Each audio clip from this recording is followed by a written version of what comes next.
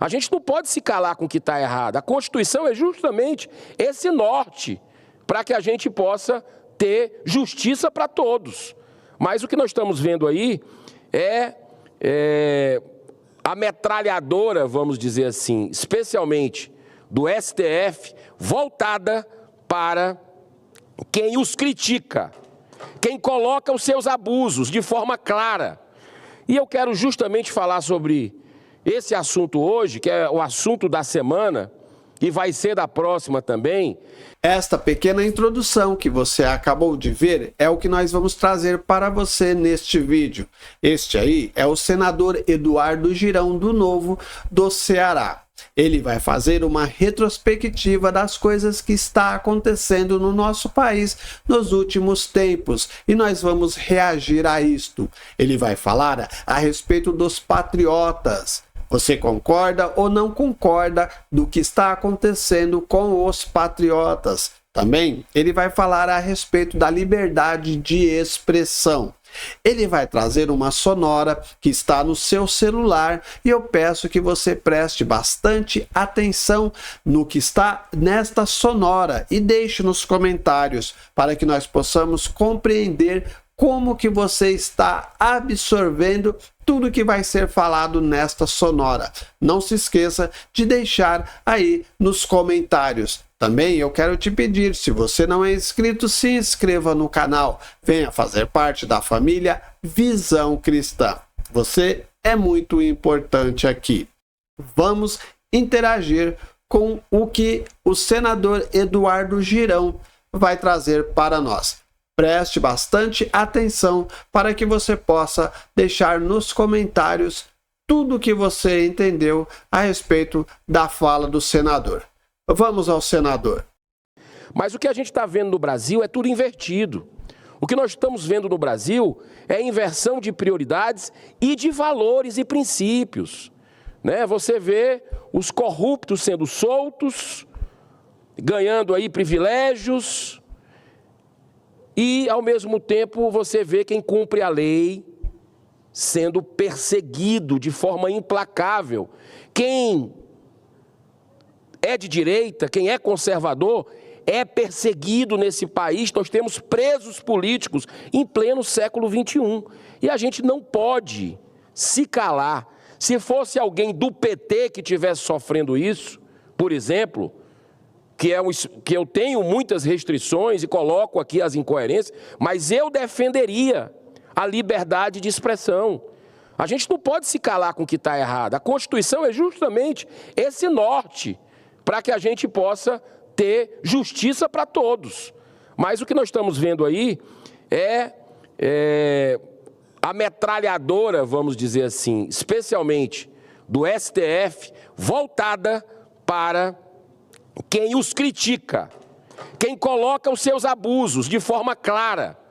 E eu quero justamente falar sobre esse assunto hoje, que é o assunto da semana, e vai ser da próxima também, que é o julgamento nefasto, irresponsável, inoportuno para controlar as redes sociais no Brasil, lá no STF. Ora, senhoras e senhores, vamos pensar junto aqui, independente se você não concorda comigo. Eu quero falar um pouco a respeito. Eles falam da regulamentação das redes sociais, mas ninguém fala o que é esta regulação. A única coisa que eles falam que vai tirar a nossa liberdade de expressão. A liberdade de expressão, ela está na Constituição e nós temos toda a liberdade de agirmos de acordo com aquilo que nós achamos certo ou errado. Mas também eu quero dizer que a liberdade de expressão não é você falar as coisas que você quer ofendendo pessoas. Você tem que falar para que você possa falar em prol de um todo, em benefício de todos, porque se você usar a sua liberdade de expressão ofendendo pessoas, tem aí a lei, e a lei defende as pessoas que se sentirem ofendidas. Então, não use a liberdade de expressão para ofender pessoas. É muito importante a liberdade de expressão, mas devemos ter responsabilidade em usá-la, porque não é a nossa liberdade de expressão que nos dá direito de ofender pessoas, porque nós acreditamos que nós temos essa liberdade. Esta liberdade é, como eu já disse, ela serve para benefício nosso sem ofender pessoas. Se você tem um pensamento diferente, faz parte, eu respeito e procuro até dialogar nas redes sociais. Quem me segue no Instagram, no X, especialmente no Instagram, que é o que eu acompanho mais de perto, sabe que eu respondo todo mundo que me coloca e me faz questionamentos e críticas. Mas eu quero que você pense comigo, vamos jogar luz aqui, vamos jogar luz. Nesse momento a gente precisa ter serenidade, mais do que nunca, né? Porque o mundo está de cabeça para baixo. É correto o que está acontecendo com os brasileiros? Essa é a pergunta. Você não acha que tem um exagero? Olha, veja bem, nós somos aqui 81 senadores. Aqui do outro lado, 50 metros daqui, tem a Câmara dos Deputados, que tem 513 deputados federais. Vamos lá. Arredondando 600 parlamentares. Eles fazem o Marco Civil da Internet em 2014. Debatem a exaustão, fazem audiência pública, faz tudo, vota. Aí chega no presidente da República, é aprovado, chega no presidente da República, o presidente da República sanciona. 2014, nós estamos 10 anos depois, 2024. Aí agora, o STF tira a inconstitucionalidade para julgar, 10 anos depois do que todo o processo legislativo que custou dinheiro para o seu bolso, brasileiro e brasileira. Porque o nosso salário não é barato. As nossas equipes têm um custo que você paga. Assessoria, essa luz aqui, toda a estrutura de carro, de pagamentos, tudo de fornecedores, você que paga. Só o Senado são 6 bi. B de bola e de índio, 6 bilhões de reais. Você que paga, a gente faz o nosso trabalho. Aí vem, no oportunismo do STF, cumprindo uma promessa de ameaça que o Flávio Dino fez. Lembre-se, no ano passado, o ministro Flávio Dino, ministro da Justiça, simplesmente, ele vem numa entrevista coletiva e diz o seguinte: se o Congresso não regular as redes sociais, nós do governo Lula vamos fazer ou o Supremo Tribunal vai fazer. O governo Lula até que tentou. Montou ali o Ministério da Verdade, com Procuradoria de Defesa, nomes bonitos. Montou uma estrutura para censurar, para controlar os brasileiros. Não é à toa que eles não gostam da liberdade de expressão. Você viu que o diretor da Polícia Federal se negou a dar entrevista para a Folha de São Paulo. É importante que eles deixassem mais claro o que é esta regulamentação das redes sociais. Existe o Marco Civil da Internet. O Marco Civil já dá tudo que é necessário para que a internet possa funcionar, como que deve agir as pessoas na internet. Existe lá as leis. Agora, eles não falam para nós, pelo menos eu ainda não ouvi, eles falarem o que é esta regulamentação. Dependendo, você vai concordar ou não, mas não é trazido para nós o que é esta regulamentação. O que eles falam bastante é que se isso acontecer, vai tirar a nossa liberdade de expressão. Eu não entendo porque a liberdade de expressão já está na Constituição e não dá para ser revogada. Para ser revogada, se for revogada, tem que fazer uma nova constituinte para que possa ser estudado como que é esta liberdade de expressão. Ela está aí, todo mundo sabe e todo mundo entende o que é fazer a sua liberdade de expressão. Infelizmente, tem pessoas que não sabem usar a liberdade de expressão, porque ele acha que porque ele tem a liberdade de expressão, ele pode ofender, mas ele sabe que ele tem a liberdade de expressão. Então, quando eles dizem que vai regulamentar a internet para tirar a nossa liberdade, aí fica vago o que eles vão fazer, porque nós precisamos entender o que é esta regulamentação e até hoje eu não ouvi ninguém explicar do jeito certo o que é esta regulamentação. O que eles falam é que vai tirar a nossa liberdade de expressão e isto assusta. Eles não gostam de imprensa. É a mentalidade do governo Lula, a mentalidade ditatorial, que hoje está alinhada com o STF, são os fatos, não sou eu que estou, são fatos. E aí, olha só que coisa impressionante, a gente faz todo esse processo de uma lei, aí o STF agora, num casuísmo, para cumprir a ameaça do Dino, que só não foi feita pelo governo Lula, porque houve uma reação da sociedade brasileira, e o Congresso não passa PL de censura aqui de jeito nenhum, aí agora o STF vai fazer mais um abuso, vai fazer mais um ativismo judicial daqueles que desrespeitam dia sim, dia não a nossa Constituição. Eles é que estão mandando no Brasil. Para que esse Congresso aqui? Vamos combinar. Para que esse Congresso? Para que esse custo para você? Se o STF dá as cartas e o Senado, que seria o único que poderia fazer alguma coisa para barrar esse ativismo judicial, esses abusos, essas interferências de um poder sobre os outros no Brasil, especialmente sobre o Congresso, não faz nada. Por omissão. Não delibera um pedido de impeachment. Só eu tenho 3 aqui nessa mesa. Tem mais de 60. E o Senado se acovarda. O Senado acaba manchando no seu bicentenário, desmilinguindo a democracia no Brasil porque está inerte.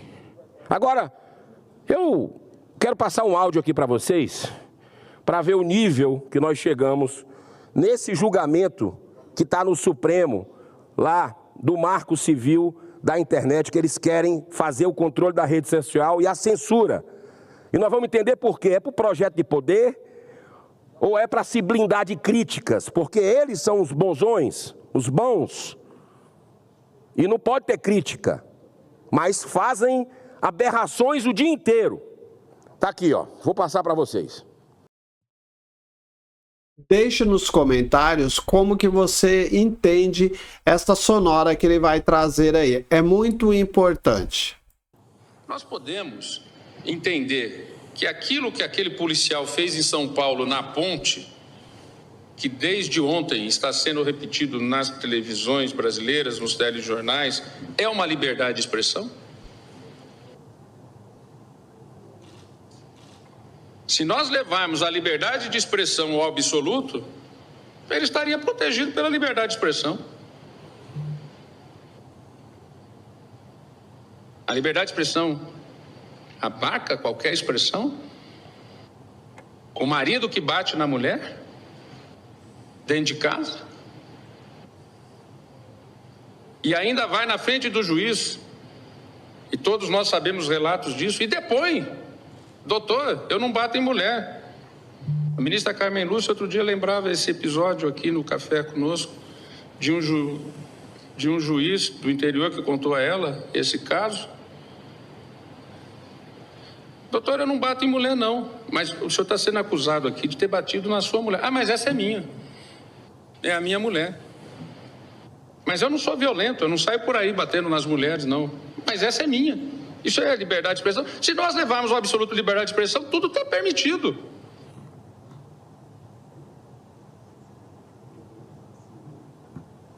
Parece brincadeira, mas você ouviu. É como colocou o Deltan Dallagnol.